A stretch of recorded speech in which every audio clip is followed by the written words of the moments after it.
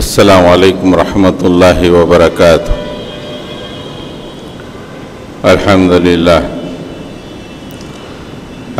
للہ نحمده ونستعینه ونستغفره ونؤمن به ونتوکل علیہ ونعوذ باللہ من شرور انفسنا ومن سیئات اعمالنا من يهدي الله فلا مضل له ومن يضلل فلا هادي له ونشهد أن لا إله إلا الله وحده لا شريك له ونشهد أن محمدا عبده ورسوله أرسل بالحق بشيرا ونذيرا وداعيا إلى الله بإذنه وسراجا منيرا اللهم صل على محمد وعلى آل محمد وبارك وسلم۔ قابل احترام بزرگوں، عزیز نوجوان ساتھیوں، 17 ستمبر حیدرآباد کی تاریخ کا ایک تاریخ دن مانا جاتا ہے۔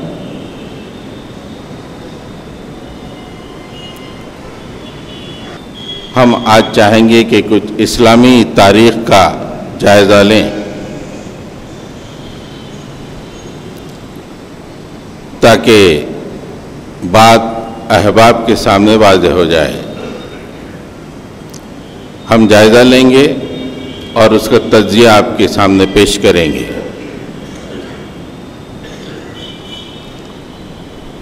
اسلامی تاریخ کے 3 واقعات ایسے ہیں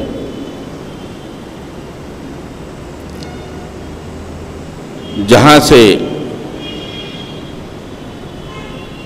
مسلمانوں کو انتہائی شدید دھکا پہنچا۔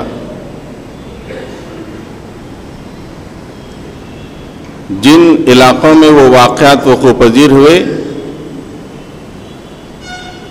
وہاں مسلمانوں کی تاریخ نے مکمل اپنا رخ بدل دیا، اور ایسے شدید گھاؤ ہیں شاید ملت اسلامیہ ان گھاؤ کو منجمد نہیں کر پائے گی۔ 3 عظیم الشان واقعات، اور ان واقعات کے پیچھے تاریخ میں جو کچھ ہوا ہم آپ کے سامنے رکھیں گے اور تجزیہ پیش کریں گے کہ ایسا کیوں ہوا۔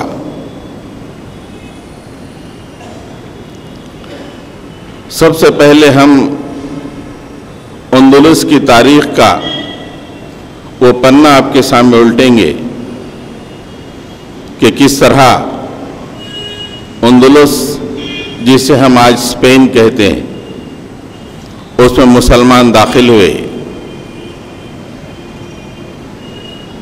یہ تاریخ کا ایک رخ ہے کہ مسلمان پوری سطوت و شان سے داخل ہوئے، اسلامی وجاہت کے ساتھ داخل ہوئے۔ اسی اندلس نے اس تاریخ کو ایسے پلٹا کہ پورے کے پورے مسلمان بے آبرو ہو کے وادی مذلت کی طرف دوڑتے ہوئے واپس آ گئے۔ آج پورے اسپین میں مسلمان آپ کو دکھائی نہیں دیں گے۔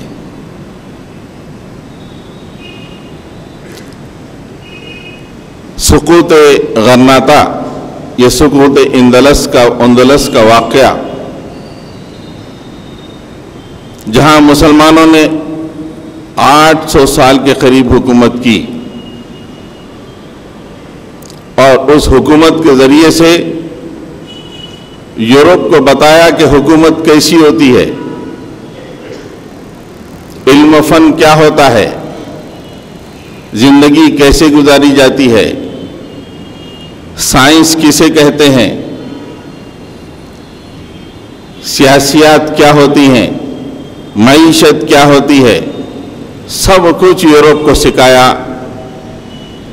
مسلمانوں نے اندلس میں۔ 800 سال کے گزرنے سے پہلے کچھ پہلے تاریخ نے وہ دن بتایا کہ اندلس مسلمانوں سے خالی ہو گیا، لاکھوں مسلمان مارے گئے۔ ایک روایت میں ہے کہ اتنا بڑا ایکسوڈس کا مطلب لوگوں کا نکلنا کسی جگہ سے، اس کو انگریزی میں ایکسوڈس کہا جاتا ہے، EXODUS، ایکسوڈس۔ اتنا بڑا ایکسوڈس انسانی تاریخ میں کہیں نہیں ملتا۔ 30 لاکھ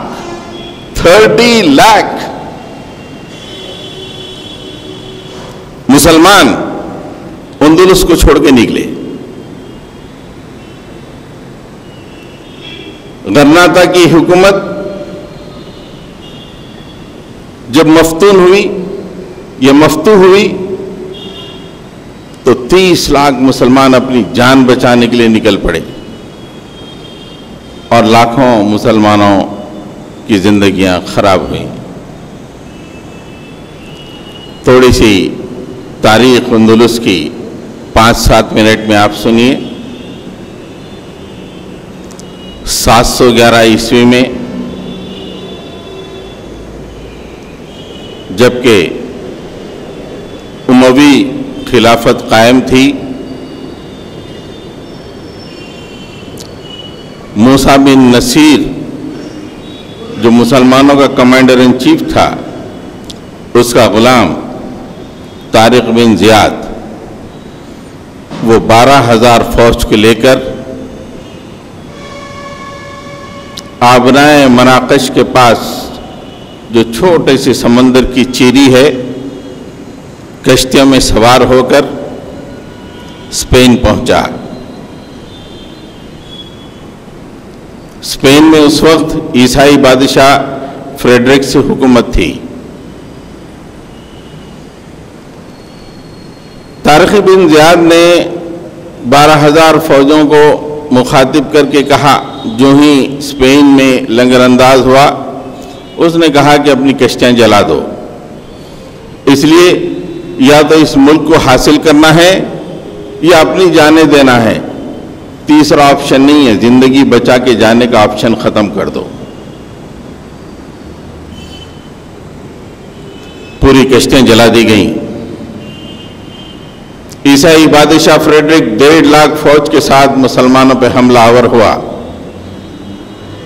مسلمانوں نے اپنے سینے میں توحید کی دیا کو روشن کرتے ہوئے اللہ کی مدد کے ذریعے ایسا حملہ کیا کہ آسمان نے دیکھا کہ 1.5 لاکھ فوج اپنی جان بچانے کے لیے دوڑ رہی ہے، اور عیسائی بادشاہ فریڈرک اپنی جان کو کھو چکا ہے۔ طارق بن زیاد کے ذریعے سے اللہ تعالیٰ نے اسپین کو مسلمانوں کے حوالے کیا۔ ابھی باضابطہ کوئی حکومت مسلمانوں کی وہاں پہ قائم نہیں ہوئی۔ بنو امیہ کی حکومت تھی۔ بنو امیہ تقریباً 40-45 سال تک وہاں پہ اپنے کچھ گورنروں کے ذریعے سے، کچھ اپنے والیوں کے ذریعے سے اس علاقے کو کنٹرول کرتے تھے اسپین کے۔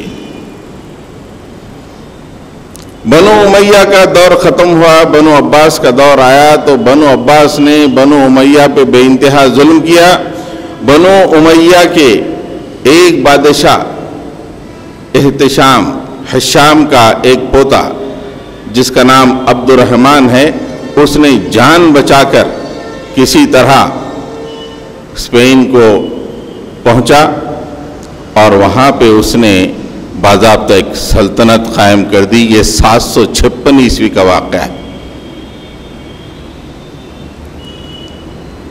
756 اس کو کہتے ہیں عبد الرحمن الداخل، اس لیے کہ اس نے اسپین میں داخلہ لیا، اس لیے اس کا نام عبد الرحمن داخل۔ اور جو حکومت انہوں نے وہاں پہ کی، جو علوم و فنون کو انہوں نے فروغ دیا، بے مثال حکومت۔ تقریباً یہ حکومت 250-300 سال چلی۔ اس کے بعد तवाइफ उल-मुलूकी का दौर, छोटे छोटे ममालिक बन गए। करतबा, गरनाता, इजबेलिया, मालका, 6-7 इस तरह के ममालिक बन गए छोटे छोटे। मुसलमानों में आपसी झगड़े होने लगे। इसके बावजूद एक गरनाता नामी हुकूमत थी जो मुसलमानों का एक, आप क्या कहते हैं कि आखिरी खिला था। वो पूरे स्पेन के मुसलमान आके वहां पे सिमट गए थे गरनाता में। ये वो दौर था। ईसाइयों ने देखा कि मुसलमान कमजोर हो रहे हैं, आपस में लड़ रहे हैं, और ईसाइयों ने जबरदस्त लड़ाया आपस में कमजोर करने के लिए। एक मुल्क को दूसरे मुल्क के लड़ा दिया, यहां तक कि मुसलमान कमजोर होते चले गए। आखिर में बस एक हुकूमत गरनाता की तकरीबन 250 साल तक रही। छोटी सी 7000 मुरब्बा मील पर यह हुकूमत कायम थी, 250 साल तक रही। आखिर में अबू अब्दुल्ला नामी एक बादशाह ने ईसाई बादशाह की जबरदस्त फौज, जिसका नाम फर्डिनेंड है, उसके सामने अपने आप को सरेंडर कर दिया। उसके सिपह सालार ने कहा, जिसका नाम मूसा था, ऐ सरदार, ऐ सरकार, आप सरेंडर क्यों करते, हम जान देने के लिए तैयार हैं। लेकिन बादशाह ने नहीं माना, सरेंडर कर दिया। अपने खानदान के लिए मराकश की तरफ आया। ये जो वक्त था, ये 1492 ईस्वी 1492 दाखिल कब हुए थे? 756 में बाज़ाब्ता हुकूमत कायम हुई। 711 में स्पेन मुसलमानों के कब्जे में आया और बाज़ाब्ता हुकूमत 756 में कायम हुई।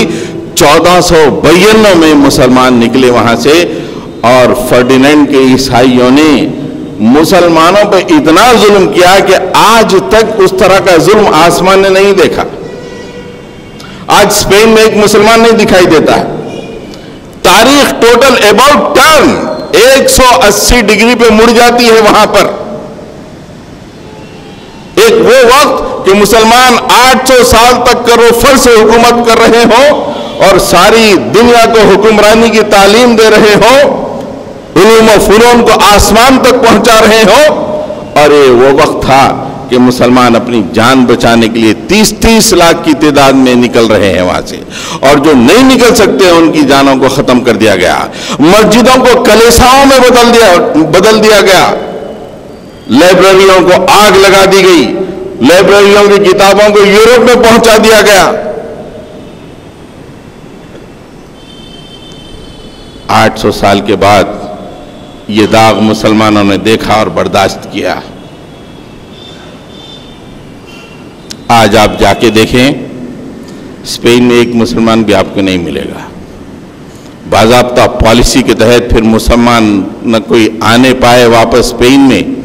उन्होंने दुनिया में सबसे पहली दफा वीजा का कानून लगाया। आज दुनिया में हर मुल्क का जो वीजा लगता है ना, उसकी पहल किसने की? स्पेन ने की। क्योंकि फिर कोई मुसलमान आने ना पाए। चौकियां कायम की, वीजा अगर है तो आ सकते हो, नहीं तो नहीं। आज हर आदमी को तो वीजा लग गया, एंडर्स हुआ। कहां से शुरू हुई उसकी तारीख? क्यों शुरू हुई उसकी तारीख?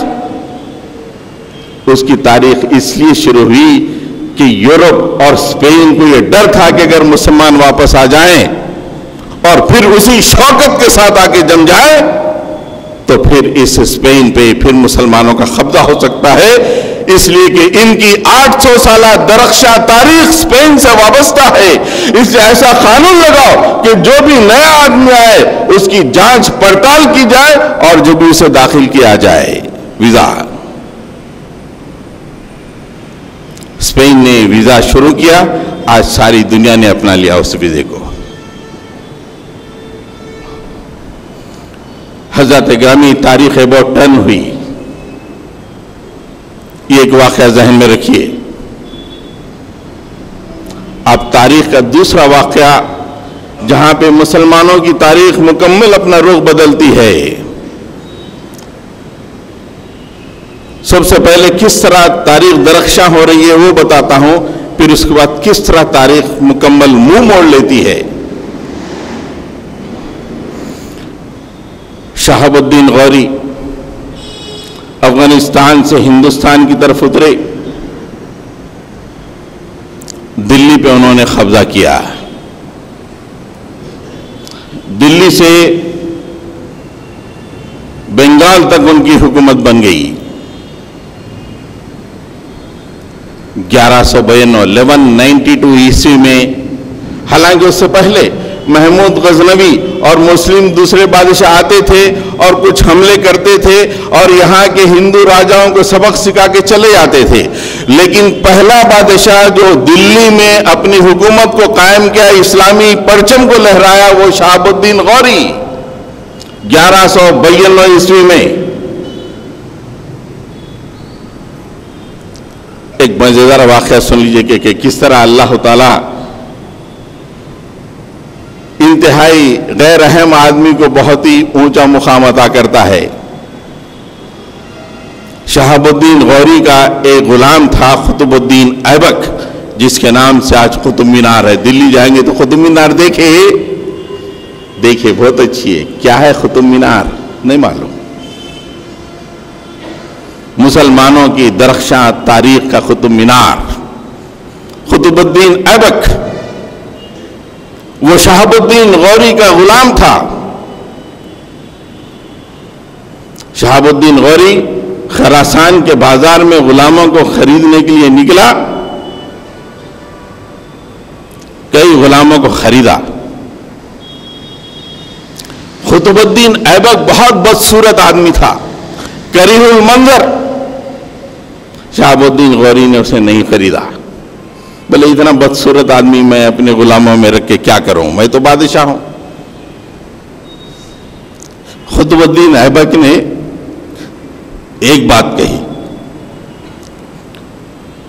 سرکار آپ نے ان تمام غلاموں کو اپنے لیے خریدا نا، مجھے اللہ کے لیے خرید لیجئے.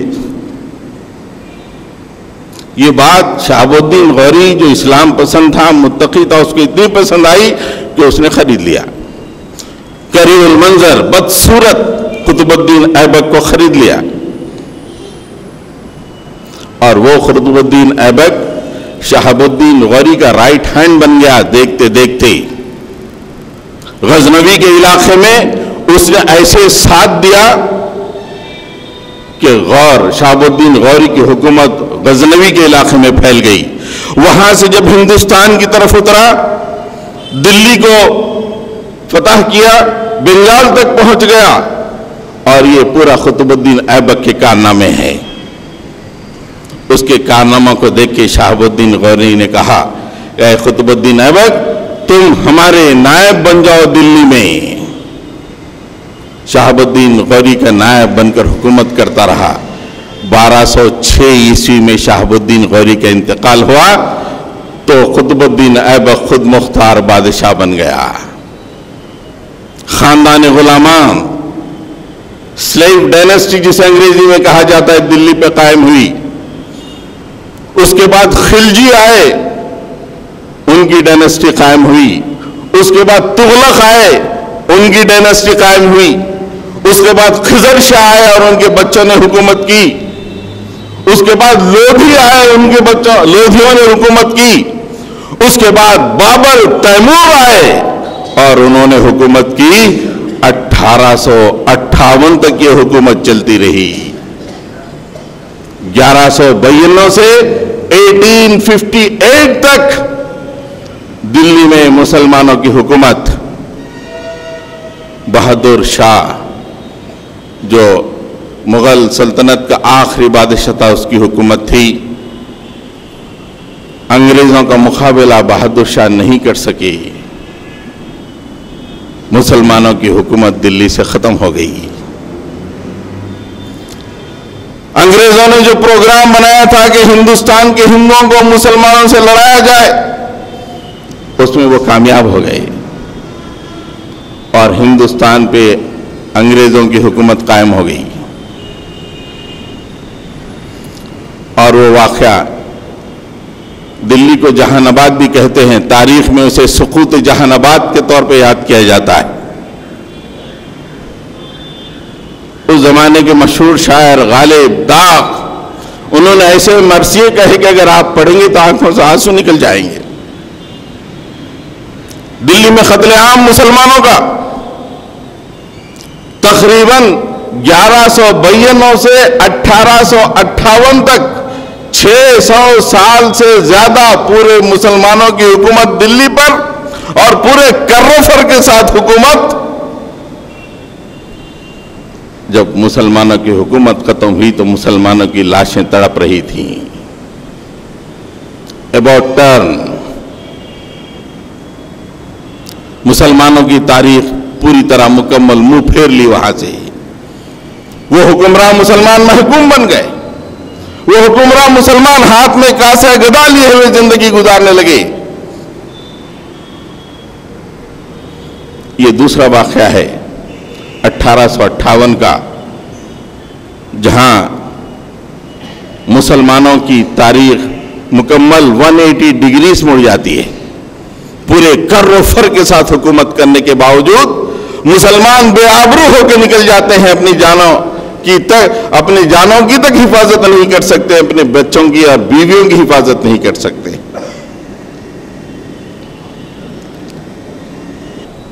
سقوط حیدرآباد، جہاں کے رہنے والے آپ اور ہم ہیں، تاریخ کا انتہائی دردناک واقعہ ہے۔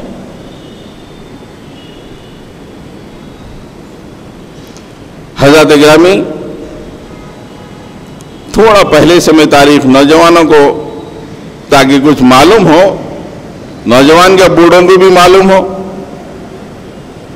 خالی اچھی شادی کرنا یہی سمجھ رہے، کتنی درشہ تاریخ ہے ہماری، یہ مسلمان بھول گئے۔ اور کیسے مڑ گئی تاریخ، کس وجہ سے مڑی، وہ اس سے ہم جانکاری نہیں رکھتے۔ حیدرآباد اسٹیٹ، نظام اسٹیٹ کیوں ختم ہوا؟ نکو، آج دعوت کہاں ہے بھئی؟ شادی کون سے شادی خانے میں ہے اپنے؟ یہ بتاؤ پہلے۔ آج کل کون سی ہوٹل میں اچھی بریانی مل رہی، وہ ہونا۔ یہاں سے 125 کلومیٹر پہ بیدر نامی ایک شہر ہے،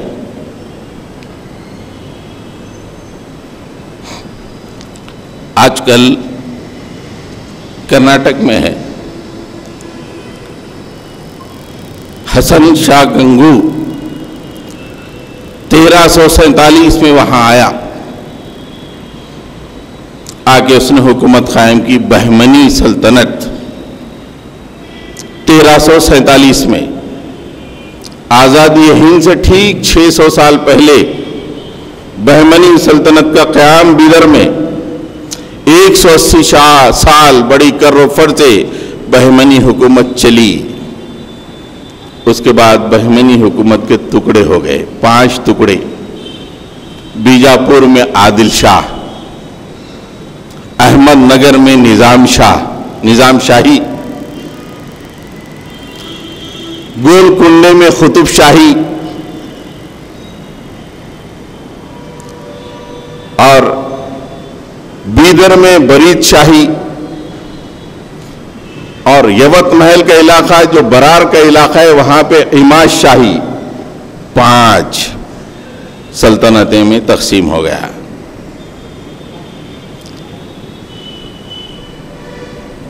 گولکنڈہ جسے ہم اکثر دیکھتے رہتے ہیں، گولکنڈے میں قطب شاہی حکومت۔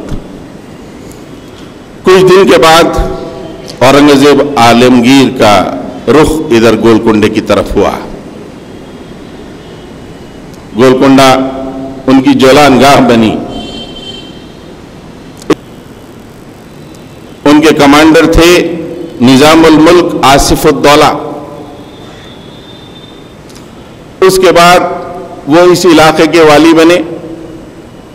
اورنگزیب کے بعد مغل سلطنت کمزور ہوتی چلی گئی۔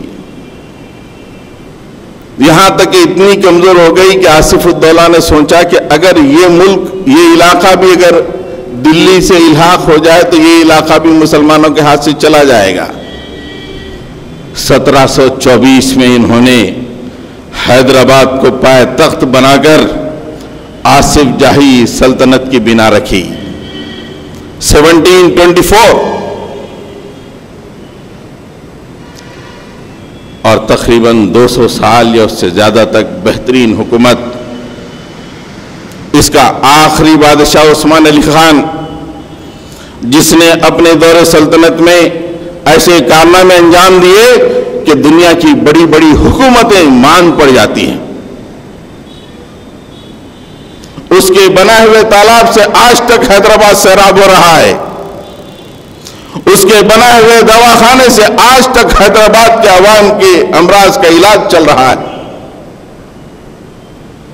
عثمان علی خان وہ بادشاہ جس نے دنیا میں دوسری ایئرپورٹ بیگم پیٹ کے نام سے حیدرآباد میں بنائی۔ ہندوستان میں تعلیم کا کوئی تصور نہیں تھا، عثمانی یونیورسٹی اس نے قائم کی۔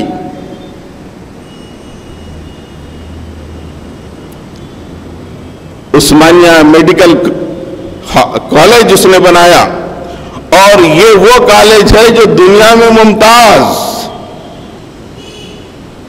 دنیا کے کسی بھی میڈیکل کالج کے بارے میں آپ دیکھیں تو اس کے ساتھ بس ایک ہی ہاسپٹل ملک ہوتا ہے، اس میں ڈپارٹمنٹ ہو سکتے ہیں، لیکن عثمانیہ میڈیکل کالج کے لیے ہر اسپیشلٹی کا ایک ہاسپٹل الگ، ایک ہی دواخانے کا ڈپارٹمنٹ نہیں، ہر اسپیشلٹی کا ہاسپٹل الگ۔ ENT کوٹھی پہ چلے جائیے، عثمانیہ میڈیکل کالج کا کالج، 4 قدم چلیے آنکھوں کا سروجنی دیوی ہاسپٹل عثمانیہ میڈیکل کالج سے ملک۔ ایک بادشاہ کا ویژن کیا ہو سکتا ہے؟ لیکن 1948 میں حضرت گرامی وہ مسلمان جو شہر حیدرآباد میں آصف جاہ، اس سے پہلے قطب شاہی، اس سے پہلے بہمنی، یہ پوری تاریخ 600 سالہ تاریخ کے بعد حیدرآباد ختم ہوا۔ یہ 3 علاقے ایسے ہیں جہاں پہ مسلمانوں کی تاریخ ٹوٹل اباؤٹ ٹرن ہوئی، بے آبرو ہو گئے یہاں کے مسلمان۔ اسپین میں بے آبرو ہوئے، جہان آباد دلی میں بے آبرو ہوئے، حیدرآباد میں بے آبرو ہوئے۔ مسلمان ایران میں داخل ہوئے تھے، کبھی بے آبرو نہیں ہوئے، آج تک 1400 سال میں بے آبرو نہیں ہوئے۔ عراق میں بے آبرو نہیں ہوئے، ملک شام پہنچے بے آبرو نہیں ہوئے، ترکی پہنچے بے آبرو نہیں ہوئے، مصر پہنچے بے آبرو نہیں ہوئے، افریقہ پہنچے مراکش تک، لیبیا مراکش تک پہنچے بے آبرو نہیں ہوئے، افغانستان، خراسان، ترکمنستان، بخارا، سمرقند مسلمان بے آبرو نہیں ہوئے۔ پوری اسلامی تاریخ میں یہ 3 ہی واقعات ہیں جہاں مسلمان 100% بے آبرو ہوئے۔ کیوں؟ ملک شام میں آج تک ایسا بے آبرو ہونا، ہاں حکومتیں بدلی لیکن مسلمانوں ہی کی حکومتیں، مصر میں حکومتیں بدلی، مسلمانوں ہی کی حکومتیں، کوئی ظالم بادشاہ آ گیا ہوگا لیکن مسلمان حکومت، افغانستان میں مسلمان حکومت، شام ترکی میں مسلمان حکومت، لیکن کبھی یہ بوجھ کسی غیر کا اپنے کندھوں پہ مسلمانوں نے کسی اور جگہ پہ نہیں اٹھایا۔ اب تجزیے کا وقت ہے، کیوں ہوا ایسا؟ وہی مسلمان شام میں داخل ہوئے، وہی مسلمان مصر میں داخل ہوئے، وہی مسلمان عراق اور ایران میں داخل ہوئے۔ جن علاقوں میں مسلمان آج تک آبرو سے زندگی گزار رہے ہیں، وہاں جب مسلمان پہنچے تو وہاں انہوں نے آبادیوں کے اندر اسلام کو غالب کیا اور اسلام کے پیغام کو عام کیا. اللہ کے بندوں کو دوزخ سے بچانے کی کوشش کی. پوری کی پوری آبادی ایک آواز ہو کے ایک اللہ کی ہو گئی. عراق پہنچے مسلمان، پوری آبادی کے سامنے دین اسلام کو پیش کیا، انہوں نے پسند کیا، اسلام کو قبول کیا. ایران میں یہی ہوا، شام میں یہی ہوا، مصر میں یہی ہوا، ترکی میں یہی ہوا. اور ہمارا ایک انتہائی شاندار کمانڈر رستم کے سامنے یہی بات کہا تھا کہ تم انسانوں کو انسانوں کی غلامی میں دینا چاہتے ہو، ہم اس لیے آئے ہیں کہ انسانوں کو انسانوں کی غلامی سے نکال کے اللہ کی غلامی میں دینا چاہتے ہیں. یہ ہمارا مقصد، ہم تم سے لڑائی اس لیے چاہتے ہیں. 1192 میں شہاب الدین غوری آئے، قطب الدین ایبک آئے، ان کے پاس خلجی، تغلق، لودھی اور تیموری سلطنتیں چلے. یہاں کی آبادی کے اندر دعوت کا کام نہیں ہوا. یہاں کی غیر مسلم رعایا کے سامنے دین اسلام کو پیش نہیں کیا گیا. عبد الرحمن الداخل پہنچے اسپین، بے شک کر و فر کے ساتھ حکومت کی، دنیا کو بتایا کہ اسلام کیا ہے، لیکن وہاں کی عیسائی آبادی کے اندر انہوں نے دین اسلام کے پیغام کو پیش نہیں کیا کہ لوگوں آؤ آؤ دین اسلام میں داخل ہو جاؤ اور آخرت میں اللہ تعالیٰ کے پاس جو شدید عذاب منتظر ہے اس سے بچ جاؤ، دوزخ کا ڈلہ بننے سے بچ جاؤ. حیدرآباد کی تاریخ، آصف الدولہ سے جو حکومت چلی، بہترین حکومت، شاندار ویژن، لیکن ان کے پاس یہاں کی آبادی کے سامنے، یہاں کے ان لوگوں کے سامنے جو اللہ سے بے نیاز ہو کے زندگی گزار رہے تھے، ان کے سامنے دین اسلام کو پیش کرنا، ان کی آخرت کو سنوارنے کا کوئی پروگرام نہیں. یہ تینوں مقامات کا تجزیہ کر کے دیکھیے، وہ اسپین ہو، یہ دلی ہو، یہ حیدرآباد ہو، یہاں پہ تاریخ اسلام اباؤٹ ٹرن کیوں کرتی ہے؟ اس لیے کہ یہاں پہ اسلام آیا لیکن یہاں صرف لوگوں نے حکمرانی کی، یہاں کے لوگوں کو اللہ سے ملانے کا انہوں نے کام نہیں کیا، دین اسلام لوگوں کے سامنے پیش نہیں کیا. ان سے یہ کہا نہیں گیا کہ دیکھو تم دنیا میں تھوڑی سی زندگی گزارنے کے لیے آئے ہو، اصل زندگی آخرت کی زندگی ہے. اب مجھے بتائیے، پوری اسلامی تاریخ میں 3 ہی علاقے ایسے ہیں جہاں پہ دعوت کا کام نہیں ہوا، ورنہ ترکی میں مسلمان گئے تو پورا علاقہ اسلام قبول کر لیا. ملک شام، ملک مصر، حبش اور ناردن افریقہ کے جتنے علاقے ہیں جہاں جہاں مسلمان گئے، سب سے پہلا کام دین اسلام کو ان کے سامنے پیش کیا اور لوگوں نے پسند کیا. اس سے پتہ چلتا ہے کرو فٹ سے کتنے ہی سال تم حکومت کر لو، اگر اللہ کا کام دنیا میں نہیں کرو گے تو بے آبرو ہو جاؤ گے. ایک نہ ایک دن وہ دن دیکھ کر رہو گے کہ تم زمین میں بے آبرو، بے آر و مددگار، خار مذلت پہ پھینک دیے جاؤ گے، اس لیے کہ دنیا میں تم نے صرف اپنی جہان بانی کا کام انجام دیا. اللہ میرے بندوں کو مجھ تک پہنچانے کی تم نے کوشش نہیں کی، تم نے زمین پہ میرا کام نہیں کیا تو میں کیوں تمہارا کام کروں؟ تمہاری تاریخ کو میں پھیر دیتا ہوں، تمہاری آنکھوں کے سامنے تمہارے بچوں کی لاشیں تڑپتی رہیں گی، تمہاری تاریخ خون آشام ہو جائے گی. یہ 3 علاقوں کی تاریخ یہ پیغام دے رہی ہے. حضرت عمر کے زمانے میں دنیا کے 2 سپر پاور جب مفتوح ہوتے ہیں تو بڑے علاقے میں اسلام پھیل جاتا ہے. وہاں سے نکل کے مسلم حکمرانوں کے زمانے میں خراسان، سمرقند، بخارا مسلمان میجارٹی میں ہے، کوئی بہت کم عیسائی جو اسلام قبول نہیں کرتے. صرف یہ 3 ہی علاقے ہیں جہاں پہ مسلمانوں نے صرف حکومت کی اللہ کے بندوں کے سامنے دین اسلام کو پیش نہیں کیا۔ بہادر شاہ ظفر نے کتنے درد انگیز انداز میں رنگون کی جیل میں کہا، 2 گز زمین بھی نہ مل سکی کوئے یار میں۔ دفن ہونے کے کتنا بد نصیب ہے ظفر، دفن کے لیے 2 گز زمین بھی نہ مل سکی کوئے یار میں۔ کیا کیے آپ کے باپ دادا؟ لاکھوں کی تعداد میں لوگ آتے رہے دنیا میں اور دوزخ کی طرف جاتے رہے، اور آج آپ کہتے ہو 2 گز زمین بھی نہ مل سکی کوئے یار میں۔ جب اللہ نے موقع دیا تھا زمین میں کام کرنے کا، اس کام کو تم نے کیوں انجام نہیں دیا؟ تاریخ کے واقعات سے یہی پتہ چلتا ہے بھائیوں کہ جو قوم اللہ کا کام زمین پہ کرتی ہے وہی عزت سے ہمکنار ہوتی ہے۔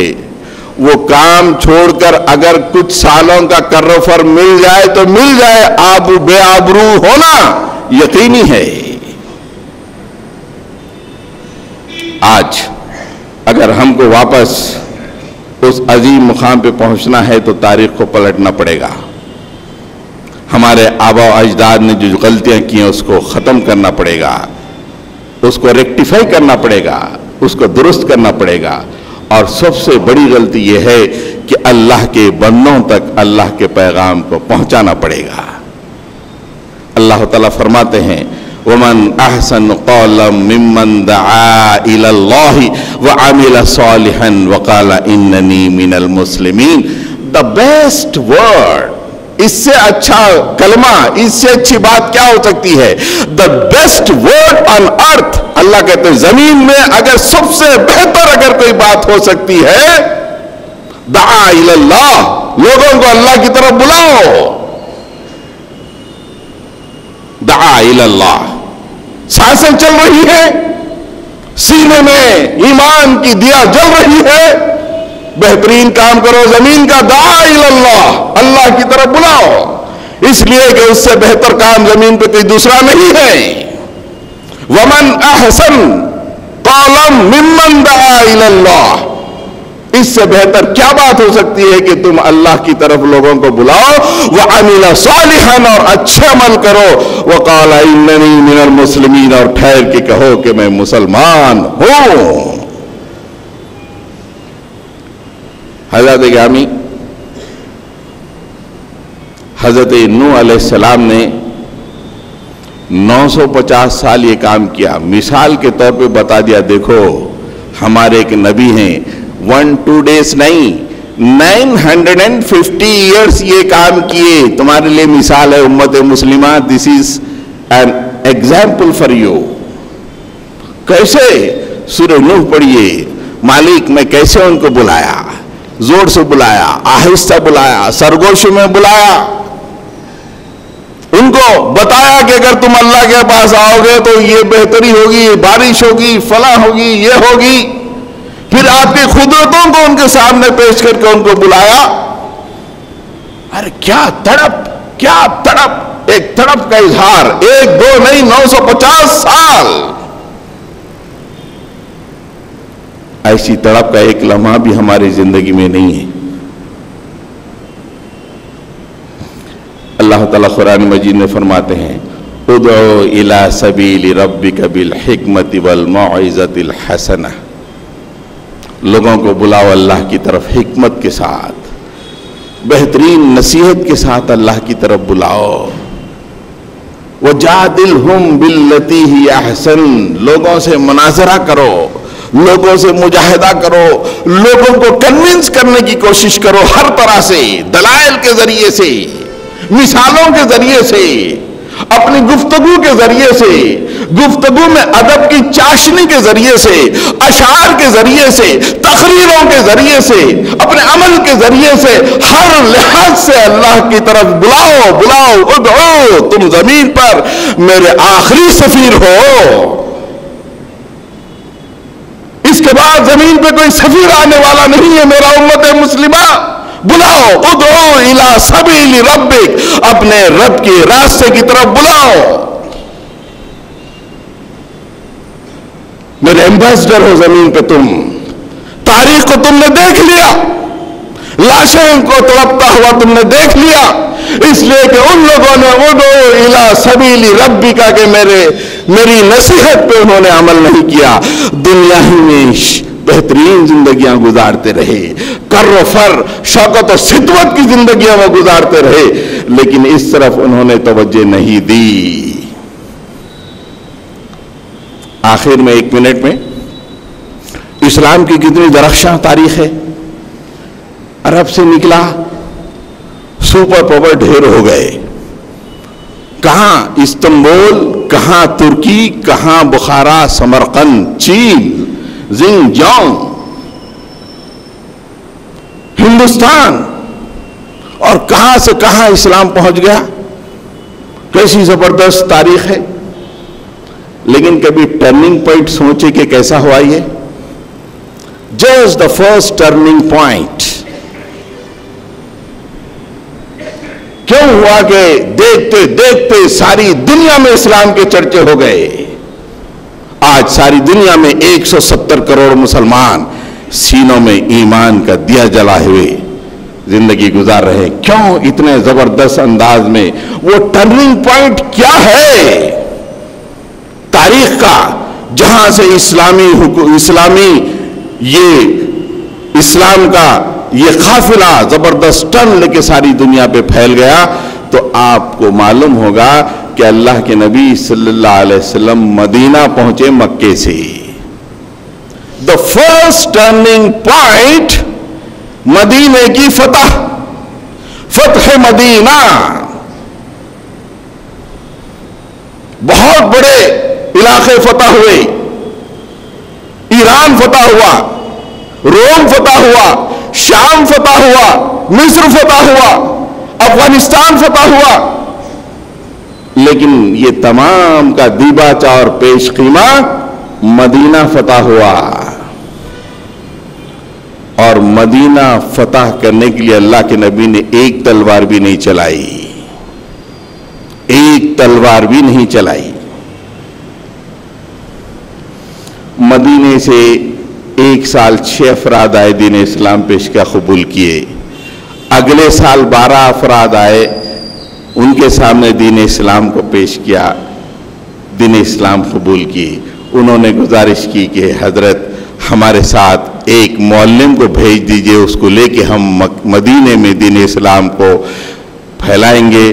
رسول اللہ صلی اللہ علیہ وسلم حضرت مصعب بن عمیر، the first ambassador of Muhammad صلی اللہ علیہ وسلم، اللہ کے نبی صلی اللہ علیہ وسلم کے دربار کے پہلے سفیر حضرت مصعب بن عمیر کو بھیجا، ان کو لے جاؤ. 1 سال کے اندر پورے مدینے میں اوس و خزرج کے دونوں قبیلوں کے اندر اتنی زبردست دعوت کا کام انجام دیا کہ دیکھتے دیکھتے پورا مدینہ مسلمان ہو گیا. اور اللہ کے نبی صلی اللہ علیہ وسلم کے سامنے آ کے پورے واقعات کو سنا دیا. اللہ کے نبی اس وقت مدینے کی یہ پوزیشن ہے. اللہ تعالیٰ نے عرش سے کہا کہ دس از دا ٹائم محمد صلی اللہ علیہ وسلم، you take a flight from Mecca to Medina. اب یہ وقت آ گیا ہے کہ آپ مکے سے مدینہ ہجرت کرو، اس لیے کہ مدینہ ہیز بین کانکرڈ، مدینہ قبضے میں آ چکا ہے ہمارے. یہ ہے دعوت کا کام. تلوار تو بعد میں چلتی ہے، دعوت کا کام کرو، لوگوں کے دل نرم کرو. آج کی میری تقریر کا عنوان جو بھی رہا ہو، پیغام یہ ہے مسلمان بھائیوں، ہم عرش والے کے زمین پہ سفیر ہیں، کوئی معمولی پوزیشن نہیں ہے. ایسا نہیں کہ صبح اٹھے، آفس جانے کے لیے کلین شیو کر لیا، ناشتہ کر لیا، آفس چلے گئے، کچھ کام کر لیے، دوپہر کا 2 کھا لیے، پھر شام میں آ گئے، پھر بچوں کو سیر کو لے کے چلے. نہیں، یہ کام عام جنرل فالتو لوگوں کا کام ہو سکتا ہے. اللہ کے سفیر کا کام کیسے ہو سکتا ہے؟ اللہ کے گورنر کا کام کیسے ہو سکتا ہے زمین پہ؟ یہ ہم پورے مانے یا نہ مانے عرش والے کی طرف سے کنتم خیر امتن اخرجت للناس کا پروانہ سب کو ملا ہوا ہے، پروانہ، ڈگری، اپائنٹمنٹ لیٹر. کیا کر رہے ہیں؟